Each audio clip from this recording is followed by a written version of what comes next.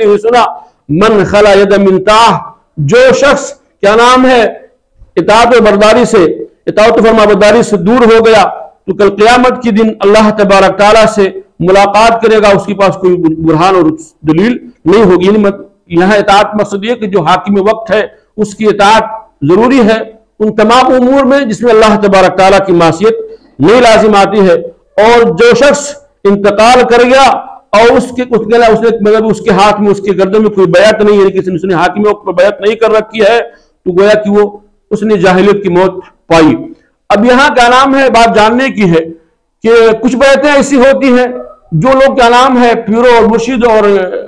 बाद वलियों और जिनको समझते हैं कि पीर हैं, वली हैं, मुर्शिद हैं, फलां हैं, उनके हाथों बैत करते हैं। इस बैत की तरफ यहाँ इशारा नहीं है। और ये बैतें जो होती हैं और खास तौर से उनकी इताअत मतलूब नहीं है, बल्कि जो हाकिम वक्त है, जो बादशाह है, या समझ लीजिए एक मुल्क का, अगर समझ लीजिए कहीं वजीर आजम है, अगर वो हमें मासियत का हुक्म न दे और फिर ये कि उसके इताअत में कि इस्लाम की खिलाफ वर्जी लाजिम ना आती हो, तो फिर ये कि किसी मुल्क के चलने और निजात का कहते कामयाबी के लिए जरूरी है कि लोग क्या नाम है उसकी बातों को माने। तो ये तमाम बातें बहरहाल आज खुतबे में थी। फिर क्या नाम है कहा कि दोस्तों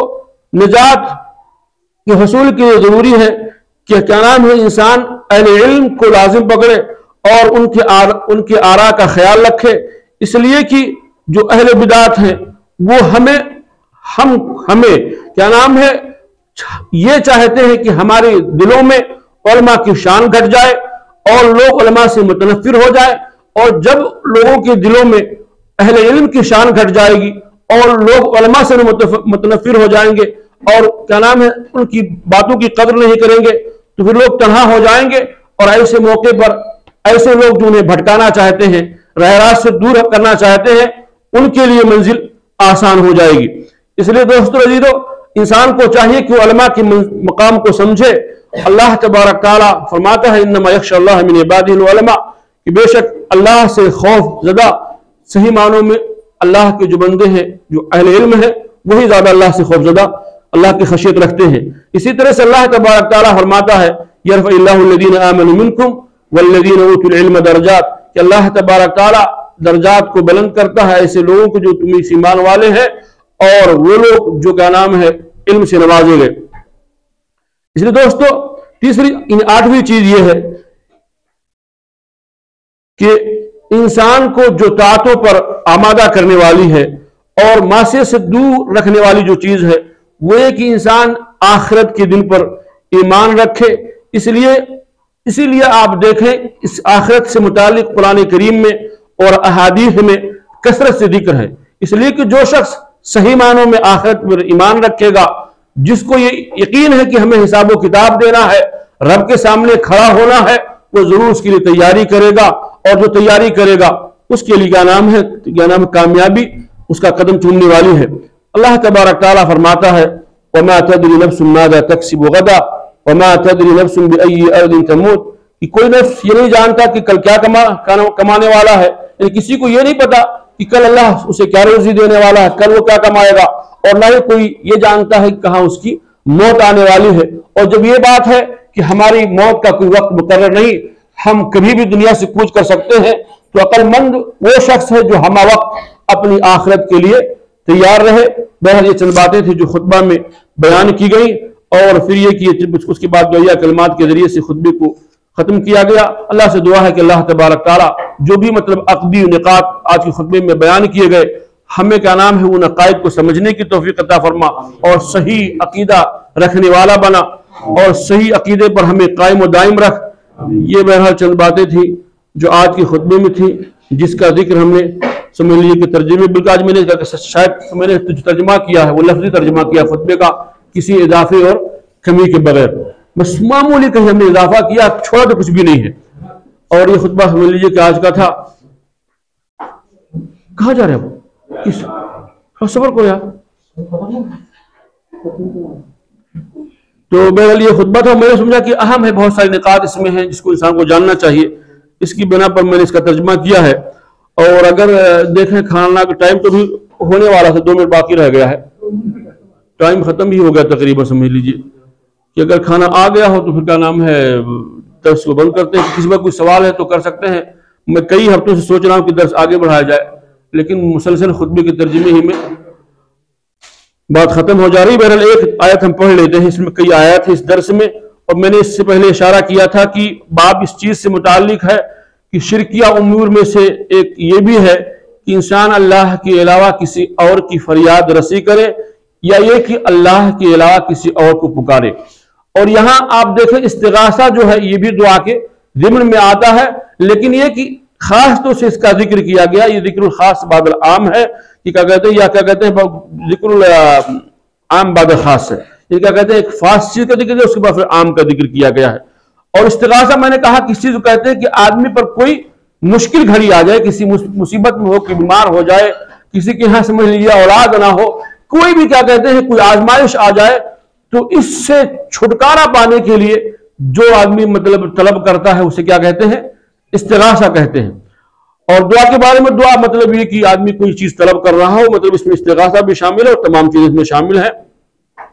अलमुहिम इस्तिगासा के अगर गौर किया जाए तो मुशरिकीन मक्का जो थे उन पर जब कोई मुसीबत की घड़ी आ जाती थी तो उनका मामला क्या था, वो ऐसे मौके पर अल्लाह तबारक ताला के साथ शिर्क नहीं करते थे, बल्कि वो खालिस ऐसे मौके पर अल्लाह को पुकारते थे कि ये मुसीबत का टालने वाला अल्लाह के अलावा कोई और नहीं है। लेकिन आज के जमाने में जो हमारे जमाने के मुशरिकीन हैं, जो इस्लाम की तरफ मंसूब हैं, उनका मामला यह है कि वो मुसीबत की घड़ियों में भी अल्लाह को तन्हा नहीं पुकारते, बल्कि वो औरों को पुकारते हैं। और इसकी तरफ कुरान ने इशारा किया है, कुरान ने इसकी तरफ इशारा किया है कि जब क्या नाम है मुशरिकीन मक्का से मुतालिक जब उनकी कश्तियां भंवर में फंस जाती थी तो ऐसे मौके पे अल्लाह तबारक ताला को खालिस पुकारते थे। उनकी कश्तियां जब भंवर में फंस जाती थी तो वो खालिस क्या नाम है अल्लाह को पुकारते थे, और जब क्या नाम है वो फिर जब निजात पा जाते, बाहर आ जाते, फिर अल्लाह तबारक ताला की इज़ा हुम बिरब्बिहिम युशरिकून, फिर वो रब के साथ शिर्क करना शुरू कर देते थे। अल्लाह तबारक ताला बहरहाल का इस बाब में पहली जो जिक्र आयत की है मुअल्लिफ ने वो ये कि अल्लाह तबारक ताला फरमाता है वला तदउ मिन दूनिल्लाहि मा ला यनफउक वला यदुर्रुक फइन फअलत फइन्नका इज़न मिनल ज़ालिमीन व यमससक अल्लाहु बिदुर्रिन फला काशिफ लहु इल्ला हु। कि अल्लाह तबारक ताला फरमाता है वला तदउ मिन दूनिल्लाहि मा ला यनफउक वला यदुर्रुक, कि आप अल्लाह के अलावा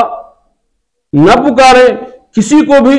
जो तुम्हें ना नफा दे सकते हो और ना ही नुकसान पहुंचा सकते हो। फ़इन फ़अलत फ़इन्नका इज़न मिनल ज़ालिमीन, और अगर तुमने ऐसा किया तो तुम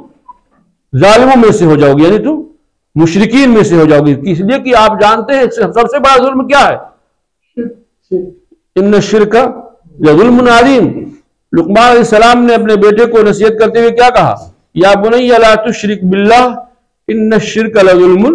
अज़ीम, कि ऐ मेरे बेटे अल्लाह तबारक ताला के साथ शिर्क न करना, इसलिए कि शिर्क जो है जुल्म अज़ीम है। अब देखें अल्लाह तबारक ताला हमें दावत दे रहा है, हमें मतलब पुकार रहा है और कह रहा है कि वला तदउ मिन दूनिल्लाह मा ला यनफउक वला यदुर्रुक, अल्लाह के साथ किसी को ना पुकारो जो तुम्हें नफा और नुकसान है। अब जिसको लोग पुकारते हैं आज का मतलब ये कि मुसलमान भी, जिसे जो अपने आप को मुसलमान भी कहता है, वो अल्लाह के अलावा किसको पुकारता है। बहुत से कितने अक्सर लोग ऐसे हैं, कितनी मुसलमानों की अक्सरियत है जो कब्रों को, वलियों को, हजरत बुजुर्गों को, नबियों को और न मालूम किस किस को पुकारती है। अब आप देखें इनको पुकार करके ये हमें फायदा दे सकते हैं, अल्लाह न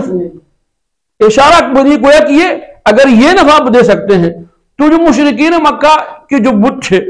मात क्या कहते हैं, लात, मनात, उज्जा,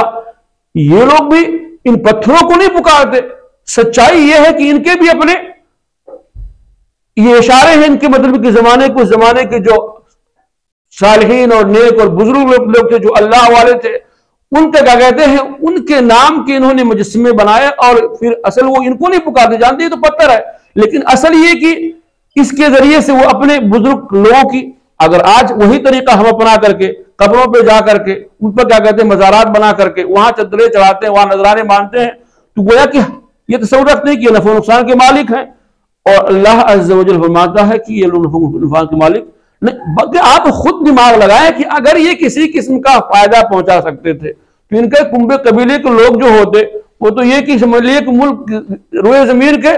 बादशाह होते, सारी चीजें इन्हीं के हाथ में होती। ये सब कुछ अपने अगर अपने आप ठीक है, इनको दीन से इनको अगर दुनिया से कोई लगाव नहीं होता, ये जाहिद फिर सही नफ्सी में अगर थे तो क्या कहते हैं, ये जरूर चाहते कि भाई इनकी से जो इनके मानने वाले हवारी मवारी उनके क्या नाम है जो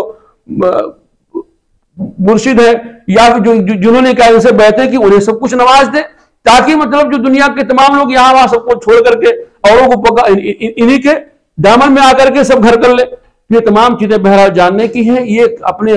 ऊपर से क्या कहते हैं, अगर ये बीमार हुए तो खुद को शिफा नहीं दे सके, खुद से बीमारी टाल नहीं सके, खुद क्या नाम है अपने ऊपर से मौत ने तमाम चीजें नहीं कर सके, तो फिर ये कैसे मुमकिन है कि किसी किस्म का फायदा और नुकसान पहुंचा सके। अल्लाह तबारक तआला गोया कि वला तदउ मिन दुनिल्लाहि मा ला यनफउक वला यदुरुक, अल्लाह के अलावा किसी और को न पुकारें जो तुम्हें नुकसान और फायदा न दे सके। पुकारना गोया कि उस जात को है जो हमें नुकसान पहुंचा सकता है, जो हमें फायदे दे सकता है। वो कौन सी जात है? अल्लाह वहदहु ला शरीक की। जब वो अल्लाह वहदहु ला शरीक की जात है तो हमें अल्लाह के अलावा किसी और को नहीं पुकारना चाहिए। और अगर जो शख्स यानी अल्लाह तबारक तआला की इस रहनुमाई और इस बात को वादे करने के बाद भी अगर कोई शख्स अपने आप को अंधेरे में रखे, तारीकियों में रखे, गुमराही में रखे और औरों को पुकारता रहे, तो हकीकत में वो क्या है? जालिम है। अल्लाह ने सही रास्ता दिखला दिया कुरान में अपने नबी की जुबानी, उसके बाद भी आदमी अगर अपने आप को अंधेरे में रखता है तो वो गुमराह है और वो क्या कहते हैं, जुल्म करने वाला है। अगर अल्लाह तुम्हें किसी मुसीबत में पकड़ ले तो उस मुसीबत का इजाला करने वाला अल्लाह के अलावा कोई और नहीं है। बहर क्या कहते हैं, इसके बाद भी बाब में कई और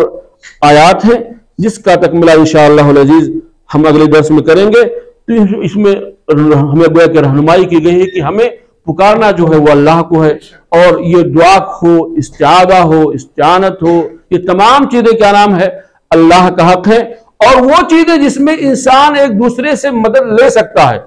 ताउन कर सकता है, मान लीजिए कोई तो वो क्या नाम है वो ममनू नहीं है, वो ममनू। एक आदमी समझ लीजिए कि पैसे वाला है, आप उससे ताउन मांग रहे वो दे सकता है। डॉक्टर के पास आपने क्या कहते हैं इलाज के लिए गए, दवा देने की, दवा दे सकते कि शिफा नहीं दे सकता। तो जो चीज इंसान जिसमें ताउन कर सकता है, जिसमें हम एक दूसरे की हेल्प कर सकते हैं, ये ममनू नहीं है। लेकिन वो चीज है जिसमें अल्लाह के अलावा कोई और ताकत नहीं रखता।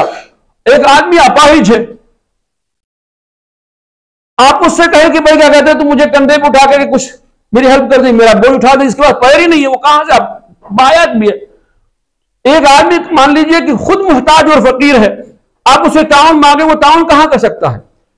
तो क्या नाम है, जो जिन चीजों में लोग एक दूसरे की मदद कर सकते हैं, इसमें इंसान को अल्लाह ने ताकत दे रखी है ताउन की, उसमें ताउन लेना कोई हर्ज की बात नहीं, उसमें मदद लेना दूसरी कोई बात नहीं। लेकिन उन चीजों में जिसमें अल्लाह के अलावा, या फिर एक आदमी हम आज यहां से बढ़ के दुनिया किसी और खित्ते में बिला क्या कहते हैं फोन किए हुए, बिला क्या कहते हैं नेट का इस्तेमाल किए हुए, सोचे कि हम क्या कहते हैं यहां बैठे बैठे किसी शख्स को 7 समंदर बुलाएंगे वो सुन लेगा, जहालत वाली बात है। आज तो टेलीफोन के जमाने से हम अपनी क्या कहते हैं कोई बात किसी से कुछ कहना, दुआ करानी है, कुछ कहना कर सकते हैं। लेकिन ये कि बिला फोन इस्तेमाल किए फौजे क्या कहते हैं कि क्या नाम है, कोई 7 समंदर पार या कोई समंदर में कुछ किसी खित्ते में हुआ, हमें क्या कहते हैं हमारी बातें सुनता है, वो हमारी जरूरतें पूरी कर सकता है। ये तमाम चीजें अल्लाह तबारक तआला के अलावा न कोई सुनता है, न कोई मदद कर सकता है। और मैं अल्लाह से दुआ है कि अल्लाह तबारक तआला हमें और आपको किसी समझता फरमाए, हमें जब जिंदा रखे, इस्लाम पर जिंदा रखे, जो खात्मा ईमान पर खात्मा, बारला हमारे वालिदैन अजीज अकाब दोस्त अहबाब सबकी मग़फ़िरत फरमा,